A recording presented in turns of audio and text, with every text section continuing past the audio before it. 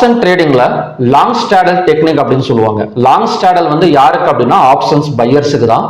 இந்த ஸ்டாடல் வந்து எப்படி யூஸ் பண்றது அப்படின்னா, ஒரே ஸ்ட்ரைக் பிரைஸ்ல இருக்கிற கால் ஆப்ஷனையும் புட் ஆப்ஷனையும் பார்த்தீங்கன்னா சேம் டைம்ல வந்து பை பண்ணணும். ஸோ அது மட்டும் இல்லாமல் சேம் எக்ஸ்பயர்ல வந்து பை பண்ணணும், அடுத்த எக்ஸ்பயருக்கு வந்து போகக்கூடாது.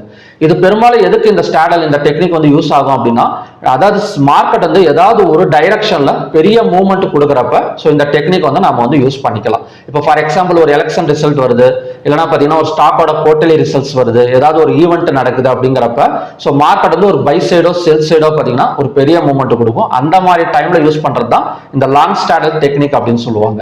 இந்த லாங் ஸ்டாடல் டெக்னிக் யூஸ் பண்றப்ப ஒரு நிறைய ட்ரேடர்ஸ் பண்ற ஒரு பெரிய தப்பு என்ன அப்படின்னா, இப்ப கால் ஆப்ஷன் புட் ஆப்ஷன் வந்து பை பண்ணிடுவாங்க. ஸோ மார்க்கெட் ஏதாவது இப்போ மார்க்கெட் நல்லா ஒரு மேலே வந்துட்டு இருக்குன்னு வச்சுக்கோங்களேன், கால் ஆப்ஷன் நமக்கு வந்து ப்ராஃபிட் கொடுக்க ஆரம்பிக்கும். ஸோ கால் ஆப்ஷன் ஒரு 5000 rupees ப்ராஃபிட், புட் ஆப்ஷன்ல ஒரு 2000 ரூபாய் லாஸ் கொடுக்குது அப்படின்னா, இப்போ 5000 rupees ப்ராஃபிட்டை புக் பண்ணிட்டு புட் ஆப்ஷனை கட் பண்ணாம விட்டுருவாங்க. ஸோ இது வந்து பெரிய தப்பு.